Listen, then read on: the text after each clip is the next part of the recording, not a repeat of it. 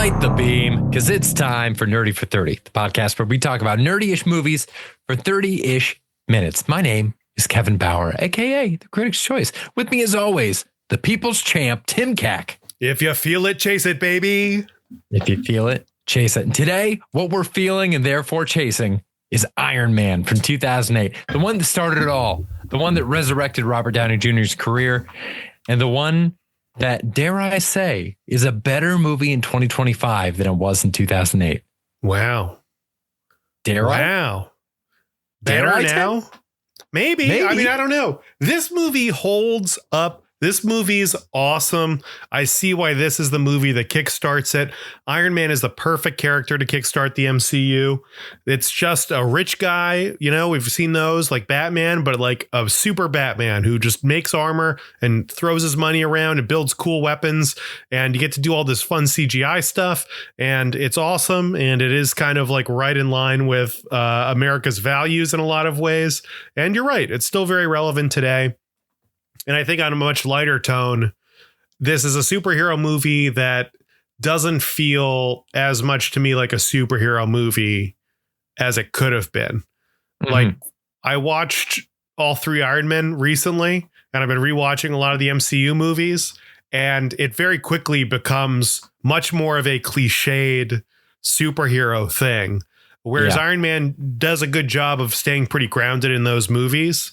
And in this one especially, I think you could convince anybody, and this is why it worked, is anyone that likes a good action movie, there's something for them to like here, regardless of whether or not you're on the superhero bandwagon. It's just a good time. It's fun. It's an adventure. It's awesome. Everyone's, firing on all cylinders. Tony Stark's amazing. Terrence Howard's fine, and that's okay. But this movie's awesome and it holds up. Cannot wait until the day when we can swap Don Cheadle into this movie.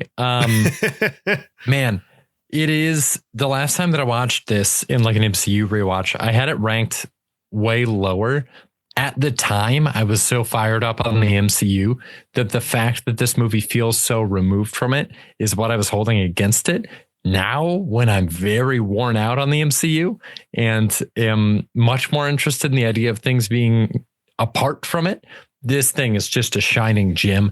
I think part of what makes it work so well is that it really does not shy away from making Tony extremely flawed. And that's something that goes so wrong in a superhero movie is they make these people Jesuses. They're all these Jesuses who never had any kind of a problem. And it's just not as interesting. Tony is a fundamentally flawed guy. A lot of the stuff that he's doing, it fits in this really interesting cross section where he's very clearly, this is a misogynistic dude. This is like a guy who's just out to bang. His politics don't exist. He's just there for himself. Like, he has managed to remove himself and whatever moral compass he has from the fact that his company sells war machines. His name is being put on missiles that are used to kill people. This guy does not give a fuck because it doesn't impact his life except for how it gives him more money so that he can go out there and bang more women. And like, it's this thing where it's like, people can view that one or two ways. It's very cool. That's what I'm saying. It's like this thing where it's like it so perfectly encapsulates the way that American society, especially in the year 2008 and around that time period, it is the pinnacle of what was considered cool then. Now it is the pinnacle of what a lot of people in this country want to make the standard of cool again. So it's that thing where it's like he now represents this like snapshot of American culture that I think is really interesting and has now kind of become bastardized in a different way, where it's weird to think about how he would fit in today's context.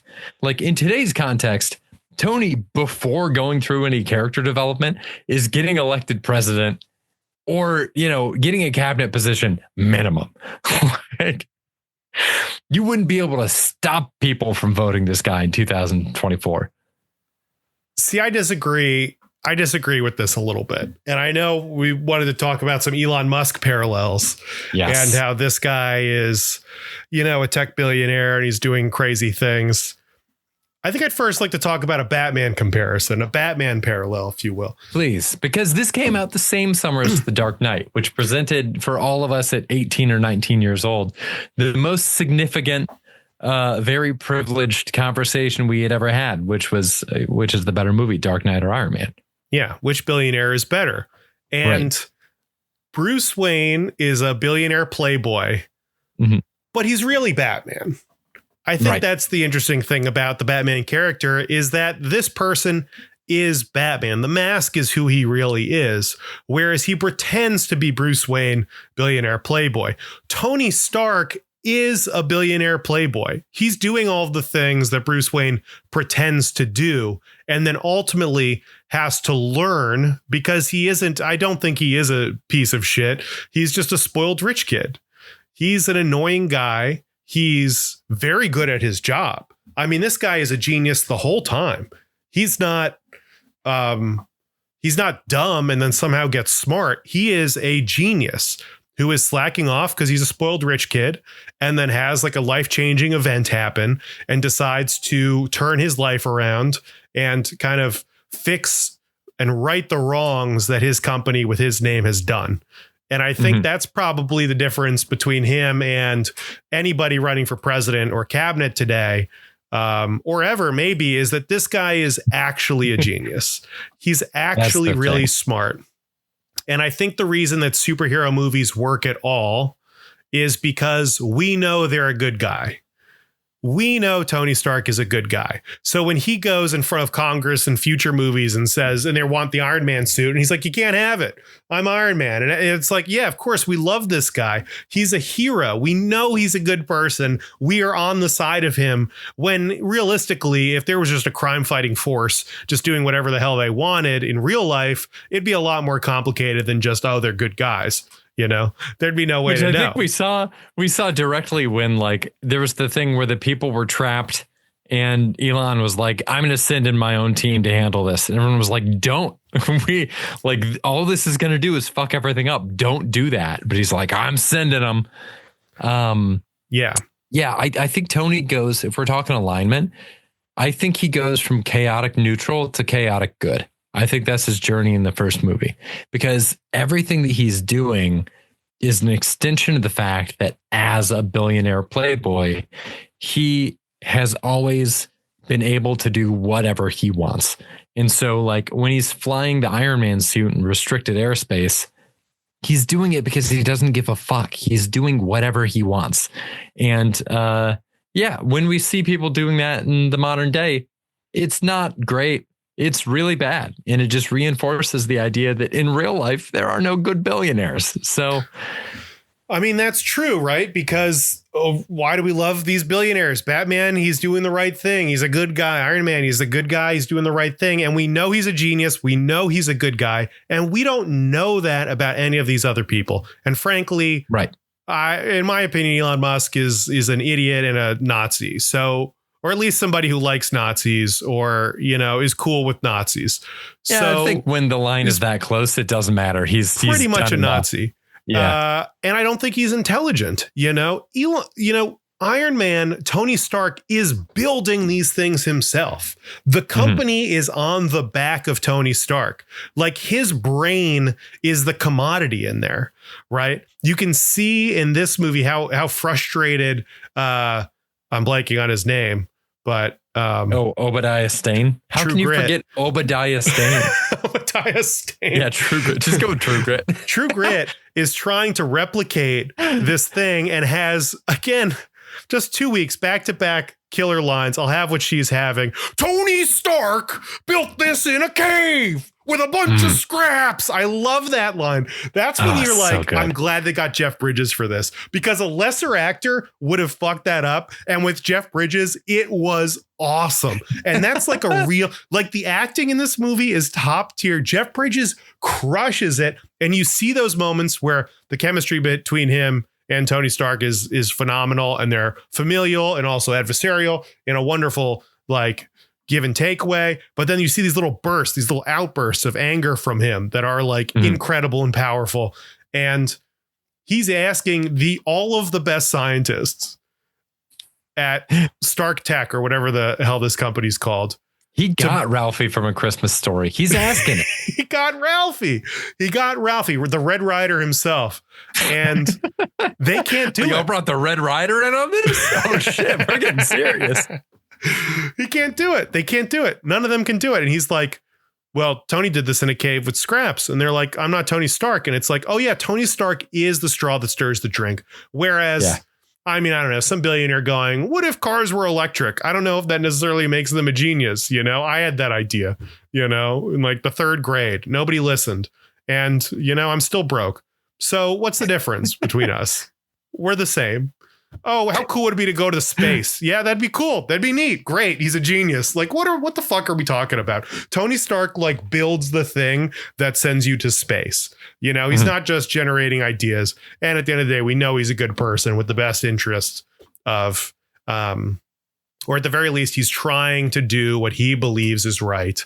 And we know that his intentions are good. So it's a huge difference. On that same note, one of the things that differentiates this from so many other superhero movies, one that we use as our rule of thumb every single time we're evaluating whether a superhero movie did a good job setting up the superhero or not, is the fact that you learn how smart this guy is. You learn everything that this guy can do. And still, he really struggles to make this suit. It is hard work the entire time. He makes the suit methodically. It's piece by piece. He fucks up a ton. It's difficult to control. Even when he gets everything like looking right, it's still hard to control. Most of this movie is Tony Stark trying to get the Iron Man suit to work. And it works very, very briefly at the end of the movie. And it's still in the context of him kind of getting his ass kicked. He's got to win outside of the suit. So by the time you see him show up in anything else in the future, it's so earned because you saw all that struggle. All these other things we've seen since then, they're rushing to get you past that first step where you learn who the superhero is so that they can connect you into this overwhelming, larger Marvel universe now, where like, I'll give you this for Riri Williams for Ironheart, who is like Dominique Thorne, incredible actor, like very, very charismatic, did everything with the role that she could in Wakanda Forever. But I'll give you that it's 20 years later. So the things that would have been extreme breakthroughs with regard to the arc reactor in the first Iron Man, like it's probably in textbooks now. So it's more plausible that a college student could do it. But why are we giving her a full blown Iron Man suit in her first appearance in someone else's movie?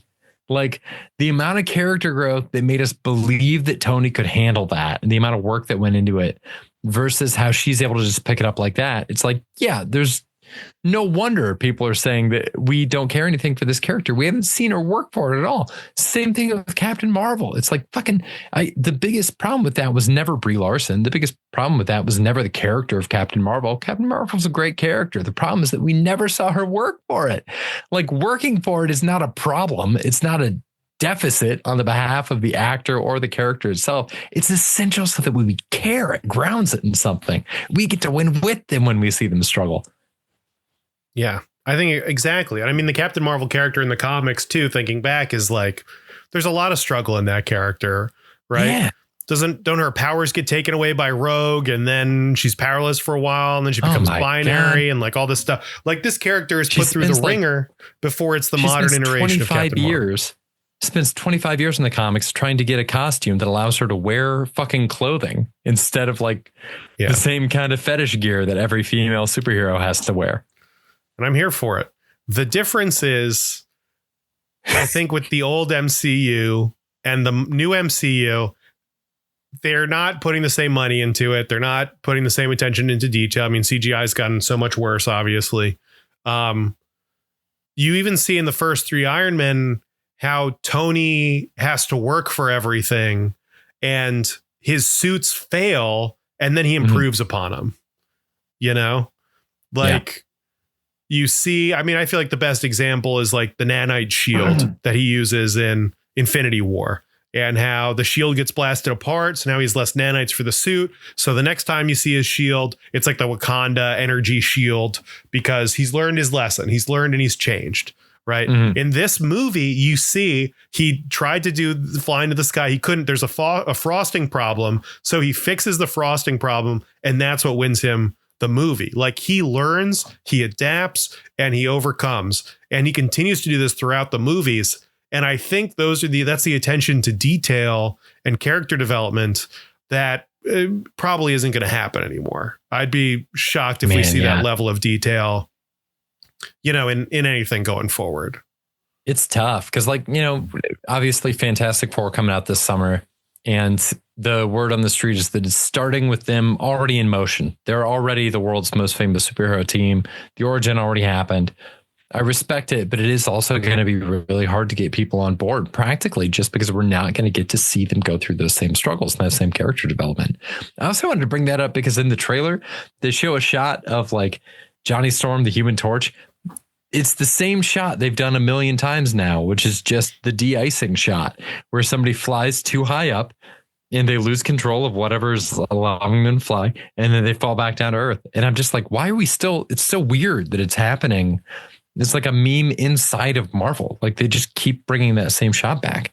It is interesting. It is it's a classic trope, right? Of Icarus, you're flying too close to the sun. It's like, it's like a physical metaphor, for all the characters' hubris. That makes sense. I mean, I was also thinking as of recording, we have not yet seen the new Captain America movie, but I have already seen, GIFs from the trailer where people are complaining about the CGI. And Sam Wilson has some mask, and the mask just kind of disappears into his face, as opposed to, which is just what they do now, Iron Man's sunglasses. We got to the point where Iron Man was wearing sunglasses and he takes them off and they morph into his suit. They merge with his suit and become a part of it. That attention to detail is not going to exist anymore. Masks are just popping up. People just get armor. All these things just happen. And it is to the detriment of the character development, I think. It's just, if they're not, we've talked about this before a lot too, hard magic versus soft magic, where it's like, if you don't have any rules that you're abiding by, then none of this has any weight whatsoever. I mean, right. One of the best things in this movie is that, speaking of weight, you want to talk about the sound design in this movie, things feel heavy every single time this suit contacts the surface. You feel the weight of it. When he's flying over the cars in his workshop, you feel the cars going down on their shocks and feeling the force of the repulsors that he's flying with. I mean, there's so much physicality in this that you just don't see in Thor 4, same way, when people's CGI masks are floating a second behind them and just disappearing and shit at the same time. It's sad. It is sad, but they don't care. So why should we? Well, yeah, exactly. So what about Iron Man back when they cared? This movie's a banger. This movie slaps. Are there any other parallels that resonate with you more today? Man, I the biggest thing is, again, just thinking about it in terms of his characterization and how I think he would fit in. I joke around a lot about I guess I'm half joking. I think a really uncomfortable truth is that if Steve Jobs had still been alive during the pandemic, I do think he would have been an anti-vaxxer, and that sucks. Things like that just suck to think about when you think about somebody from the past existing now. So thinking about how didn't he refuse cancer treatment or something? Yes. So he wasn't an anti-vaxxer. He was a fruitarian for a long time, where they only ate fruit. We actually just watched Notting Hill. There's a great character in there as a fruitarian when they're trying to set Hugh Grant up with women who aren't Julia Roberts. And that's her character flaws, that she believes that harvesting any kind of a vegetable is murder, and that you have to wait for the fruit to fall. And that is when they've given you. See, these are not smart people. The people that we hold up as geniuses in our society are not geniuses. They're just rich guys. I mean, Steve Jobs is another great example, Elon Musk wise, where it's they did it so well in that Danny Boyle Steve Jobs movie, where Steve Wozniak is I built the board for the Apple. Everybody that works for you, these are the best programmers in the world. What do? You can't write code. you don't actually do graphic design. You have good taste. What do you do? And he's got the whole thing of I play the orchestra. So like basically he's a manager. He's a salesman. Yeah, he's a team lead who got too much credit. So it is tough. I think there's a lot of parallels there with Elon Musk, where if you read things about the people who've worked with him, everybody says this guy does not have the knowledge about these things that he's talking about. He just hires the people that do. But then it seems like at a certain point started believing, maybe just the confirmation bias got to him of having billions. And he's like, oh, actually, I'm the best in the world at this and I can speak on anything. And I mean, I think it's gotten way out of hand. I think the Elon Musk conversation is also pointed because he's in Iron Man 2.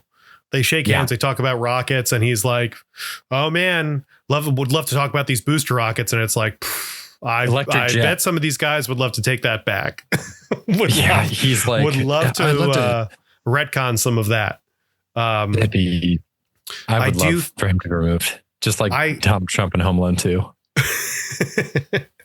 I found I like all the Reddit posts about being rich and like what rich people do.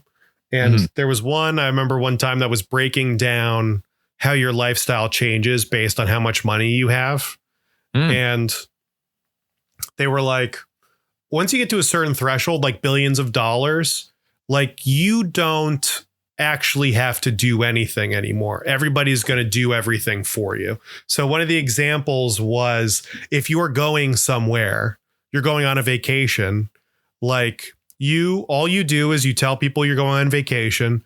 Then you go to the airport, you get on the plane that's prepared for you. You get on everything. They have all the meals prepared for you. And then when you land, one of the things was that that the people working for you will either ship all of your stuff to your vacation home, or they will just buy all of the same stuff and already have everything set up in the vacation home so that you arrive and it's the toothbrush you like, it's the whatever you like, everything's already been taken care of. People get there early to prep and like take care of everything. And then when the person leaves, a lot of the time they just leave the stuff or like sell the stuff. It doesn't matter about the stuff because they have so much money, they don't need any of it. And just the idea of that, like, even if I ever like splurge on like a hotel or a nice experience, I've still got to check in. I got to get my bag there. I got to make sure I pack the right stuff. I'm definitely forgetting something. I got to do whatever. It just seems like things are such a pain in the ass, even when they're fun and great, that these people don't have any of those. They don't have any of those barriers that we do. So at a certain point, you lose all of the things that make you human, which is the ups and downs of life. And if you aren't experiencing those ups and downs of life and those constant reminders that things aren't perfect, that you are a living being, that you are also a part of something bigger than yourself. We're all here. We're all struggling. We all have a common shared experience. At a certain point, you're going to be crazy out of touch. And I do think that's relevant today. And I do think Tony Stark is definitely out of touch, and they touch him with a lot of these things where he doesn't know. He's just before he becomes Iron Man, he's just like buying art, doing whatever. After he becomes Iron Man, he's just selling all of his art to the Boy Scouts of America. He's doing whatever. He just like doesn't care about things. He's obsessed with this thing, which is one of my favorite interpretations of Bruce Wayne and Tony Stark, is that these guys are geniuses. They are billionaires. Their base needs are met, and they have gone off the rails in a way that is charming, and because they have a higher purpose and they're focusing towards that. Whereas again, today that would be absurd. You don't want somebody running the country who doesn't know how to order a smoothie, right? Like you want someone who's like been into a fast food place in the last 10 years of their life, right? You want, that's like, I don't know. I think every single political office should be assigned like jury duty, and it should just swap, like, every give it 30 days. Like somebody's like, fuck, I gotta be president for 30 days.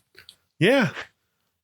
I mean, I don't know. I feel like I was always thinking if they really wanted to change stuff, which of course they will never do this, but it's like, no one in government should make more than the average income in the United States. That'd be awesome. It's like, see how quick they'd fix that stuff. They'd fix it quick, If, Like, you could pass a couple laws and get yourself some more money. Yeah, it would work. Dude, I went to the DMV to get like my real ID. Shout out, the date's coming. I have to do They say that. they're really doing it this time. Went and got my real ID, and I went to there is a DMV office in Chelsea that's known as the good one. It's like a low key one where it's like, you got to go to this one. It's a License Express. It is held up as the best that a New York City DMV can be. Tim, really? It is comical how shitty the DMV is. It's look, we're treading on like well-trod territory here. Yes, about DMV humor. Airport security. What's up with that? Every single bit about it. Every single bit about it's true. It's unreal how bad the DMV is. I walked in, they had a digital check-in thing where you come in. I made a reservation. I paid in advance for the services that I was having that day. I made a reservation for a specific time. I was going in at 9:15. I get there at 9. There are 3 middle-aged dudes, literally leaning on the one check-in booth, just shooting the shit. I come in and they're like, "What are you here for?" And I pointed the check-in machine because I'm not trying to interface with people at all. I'm just trying to check in for my fucking appointment. I'm like, "Oh, I'm here. I got a 9:15. I'm checking in." And he's like, "Go grab one of the clipboards over there." I'm like, No. I don't need to apply. I already have the appointment I'm checking in for." And he's like, "You still got to fill out the piece of paper on the clipboard." I had to fill out the exact same shit that I'd done. I had to pay another $40. I'm still waiting on my refund for the one that I prepaid for. I bring it over to the check-in desk to give up the piece of paper. I'm standing there behind someone. The guy is like, "Are you done using that clipboard? Because we need it back." I look over to where I got it from. "Tim, it's 9:15 in the morning. There's a stack of 25 clipboards. Nobody needs this clipboard. There's not a line for the clipboards." This guy is fucking desperate to get this clipboard from me. He wants it worse than I've wanted anything in my entire life. It's wild. This place is run down. There's ceiling tiles falling down. It looks like old LaGuardia in there. If anybody who hated America went into a DMV, it would confirm every single bias they've ever had. Yeah, the DMV sucks. They're incompetent. The clipboard thing is fascinating. How like there's no reason to ever fill out a piece of paper again. Like none of us need this, you know. It's done. Like when you apply for a job and you have to like retype your resume into different boxes. It's like, what are we? We're all just like generating fake work to make us feel like we have something to do, you know. Yeah, I do. I used to hear about, you know, like EMTs. You know, they get somebody, you know, outside, they're injured, they get them on a stretcher, and then they come inside. I remember reading something about how EMTs, they'll be like, "Stay with the stretcher because you have to get the stretcher back." Because the hospital will just keep it and take it and keep the person on it and just like bring it into surgery. You know, they'll just like take it, and then they don't have a stretcher for the ambulance. So see, this is what's fucked. The way that the money needs to flow in this country is the EMTs need to behave with those stretchers like rich people, like billionaires behave with MacBooks getting shipped to hotel rooms. They should not give a fuck. They should be just throwing stretchers. If they see a person trip, they should just slide a stretcher at them because they got so many fucking stretchers. They don't even know what to do with them. We need the Iron Man technology like invested in stretchers. They should be like shark's teeth in the back of an ambulance. Like you should be able to pop out 5 or 6, no problem. Get everybody stretching. You drive up to a recycling bag, you dump it into some kind of like an intake port in the front of the ambulance. It's down there grinding that shit into more stretchers. Just the idea of somebody calling 911, help, you know, so-and-so is having an attack. Who's the closest ambulance? And they're like, you know, sorry, we're trying to get our stretcher back. Otherwise, we'd be there to save your family. I just find that to be crazy. But that's just another example of weird bureaucracy that's happening. So now I've just been ranting about the government this whole time, which I think is how this wanted to be. The reason I bring it up, brought up the DMV in the first place, because I'm thinking like all of the stuff, all of the areas that like Congress operates out of, you know, the Oval Office, there should be a rule that cannot be any better than the worst DMV. It cannot look any better than the worst DMV in the country at any given moment. Like we need something to balance the scales so that like we have some kind of an infrastructure we can be proud of. accountability basically is all we're asking for. That's all I want, dude. That's all Any I want. accountability at all would be appreciated. Yeah, I don't know. I don't even know. We got anything else you want to say about Iron Man? I don't even know. Nothing else about Iron Man, but I do have one more that I want to hit. Well, no, I do have one more about Iron Man. Yeah, this motherfucker should not have a left hand anymore. He does so much that final battle, missing his left gauntlet when he thought that he killed True Grit already. And the first thing that happens is he gets knocked back and he does like a power slide, but his left hand, I mean, there should be no skin left on that. He's gripping the Ironmonger with like his bare hand. He's shooting off flares. The glass shatters from that like ceiling thing. He's holding onto it with his bare left hand with glass that this dude, he should have a bloody stump permanently on the left hand side. Yeah. I was watching some movie recently, Land of Bad on Netflix. And there's some scene with there's like an explosion and this guy's in a bathtub, like under the water, but his hands are sticking out. And so fire comes by and engulfs everyone in the room. But then he gets out and his hands are fine. And it's like they literally show the fire rolling over, the people there and his hands. And, if I spoil Land of Bad, I'm sorry. It's like Liam Hemsworth, like whatever. It's all good, man. Yeah, that's the wrong Hemsworth if you want me to care. It really is. It really is the wrong Luke Hemsworth. Or nothing for me. I'm big on Luke. Yeah. We got to get Luke in there. The big two.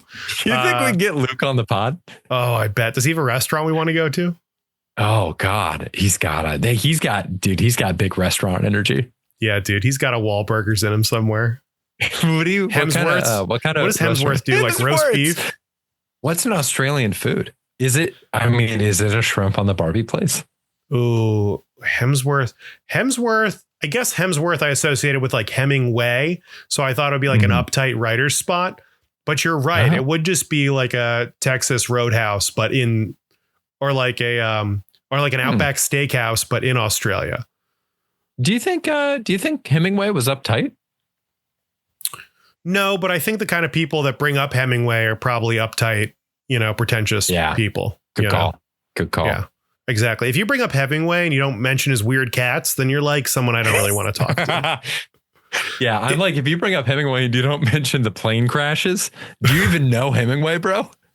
Do you even fucking Hemingway, my man? Does the sun also rise on you, my man? I feel like the cats are just a fun fact about Hemingway, is that the Hemingway house is just full of cats with extra toes.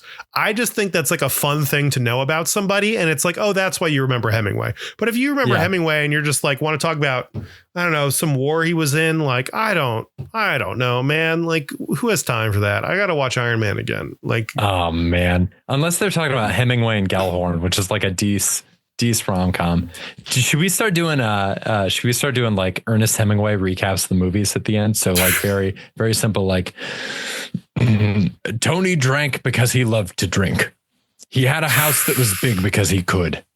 He flew around in a suit that was iron and heavy. Incredible Hemingway. I love The Old Man in the Sea. We should do a little book club where we just talk about The Old Man in the Sea. That thing's a 5-minute read and we could just pick that apart. Yeah, dude. We could read it on the podcast. We could start recording, read The Old Man in the Sea, and then spend the next 25 minutes discussing it. I desperately, 100%, one of our pods for this next month is going to be us seeing how far into The Old Man in the Sea we can get live on the pod. It's got to be, that's got to be a public domain by now, right? Just dead air. Oh, you mean out loud? Oh, out loud. It will take 10 minutes. Yeah. I mean, it's an audio book. I was picturing us reading silently in our heads and it's just dead air on the pod. We both say go and then start reading. I'm saying we make a homebrew audiobook of The Old Man in the Sea with our commentary live. We can do that. We can definitely do that. This is a mini series. At the very least, we need to do an Old Man in the Sea book club pod. Maybe we'll start a book club. It'll just be The Old Man in the Sea every couple of months. God damn, that's great. Oh, shit. Tim, I got one last note. I said that I think political offices should be drafted. I also fundamentally believe that the sports team to represent any given city should also be drafted like jury duty at the beginning of each year. No considerations for physical capability or fitness. Like, I'm saying it doesn't matter if you are a bus driver who hasn't jogged for 15 minutes in the past, 35 years. I got bad news. You are the striker on your city's Major League Soccer team now. I think that's the only way. I would be so much more impressed with Philadelphia winning the Super Bowl if it was actual randomly drafted Philadelphians. I agree. I mean, my big thing with football is that we aren't utilizing home field advantage enough, right? Like, I was thinking, I went to college with the Florida Gators. Like, the football arena is called the Swamp. The fact that it's not an actual swamp full of alligators, I think, is a huge missed opportunity. Huge missed opportunity. And it would penalize teams like the Buckeyes, where it's like, what else? It's a boring mascot. What else are you going to have? What if you just had a bunch of Buckeye trees? Do they grow on trees? Oh, that'd be cool. They do grow on trees. Realistically, the Ohio State football field would be a Sam's Club parking lot.